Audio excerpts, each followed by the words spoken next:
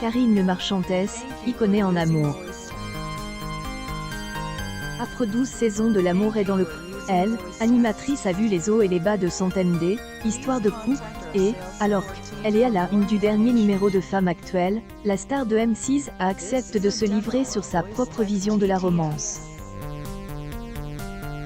Si elle est toujours, lui, célibataire, elle ne ferme jamais la porte à une nouvelle histoire.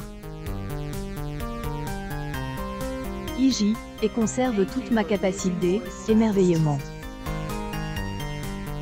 Un lever de soleil, les premiers fruits de la saison, un apéro au bord de la mer, je sais profiter des choses simples.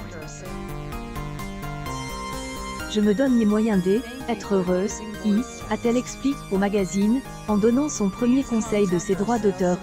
J'y est naturellement tendance à fuir ce qui me fait du mal. Si je haine, avec un conseil à donner aux femmes qui nous lisent, ce serait probablement celui-ci. Il faut savoir partir quand on aime, et pas heureuse, notamment en amour. Ailleurs, Karine Le Marchantès a pas hésité, par le passé, à quitter des relations toxiques, malgré les problèmes que cela pouvait poser dans son quotidien, notamment la difficulté être seule avec des enfants, avoir moins d'argent, de vivre une forme d'instabilité. La maman Alia déplore, en effet, un certain chemin imposé par la société. On nous a appris qu'il nous fallait absolument un homme à nos côtés pour être heureuse.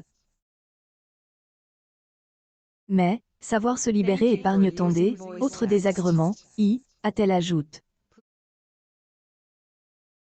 La présentatrice souhaite en tout cas rencontrer quelqu'un, en dehors de son milieu professionnel, même si elle sait que c'est parfois compliqué. Selon elle, la célébrité attire les mauvaises personnes, fait peur aux bonnes. Du petit écran fuit donc ceux qui, elle, approcheraient pour être connus aussi.